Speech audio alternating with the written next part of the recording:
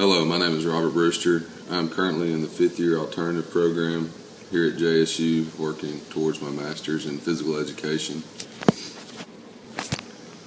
I graduated from UAB in 2010, where I received my bachelor's degree in criminal justice. I'm actually currently a police officer, as well as I'm a volunteer assistant baseball coach at Boaz High School. This class has been very informative so far.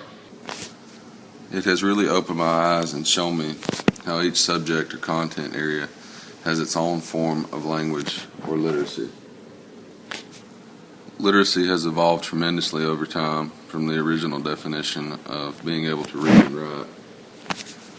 In my opinion, to be literate is to have a knowledge and understanding of the content that you are trying to be taught. In a physical education setting, social interactions are a constant. Unlike a traditional classroom where students must work alone at times, in a physical education class, students are constantly working together, communicating, and collaborating. Module 3 was very interesting. In part 1 of Module 3, we learned about the different theories that make up the different social learning perspectives. In my opinion, all these theories are very similar, as they all strive to expand the literacy of students through different social interactions they have with one another. Out of all the theories covered in this model, I feel that the social learning theory is the one that relates closely to PE. The social learning theory essentially states that people learn from observing others. In other words, this allows a student to see how a task is accomplished before they try it for themselves. I did not realize until I read this chapter that actually how much the social learning theory is actually put to use in physical education. A quality PE teacher will always demonstrate a new skill before it is introduced to students. For example, if I were going to introduce a volleyball unit to students that were unfamiliar with it, I would not just simply say, hey, go play volleyball.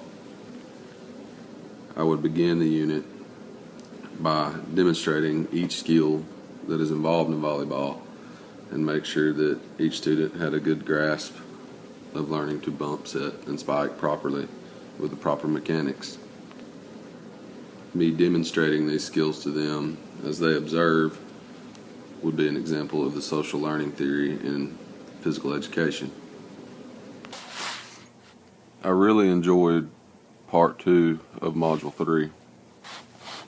Schools today have very diverse populations, but I believe diversity can be a great thing.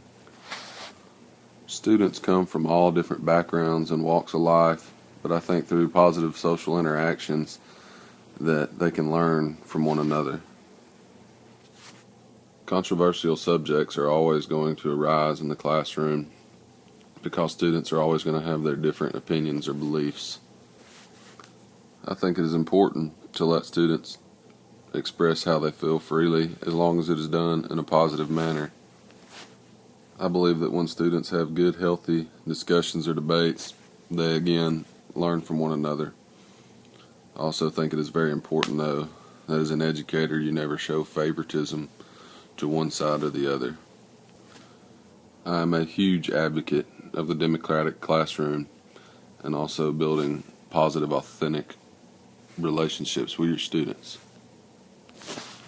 I think when you allow students to have a little freedom to make decisions on their own, they are more receptive towards you. I just remember growing up, coming through school, and if I ever had a teacher that just wanted to show how much authority they had, it was always a class that I didn't want any part of. And I would always be miserable throughout the entire class.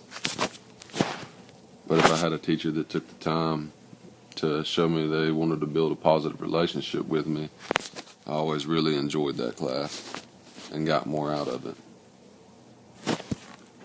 I believe that building positive relationships with students is one of the most important things we can do as an educator. It helps to give us a better understanding of our students, and in turn can help us become better educators.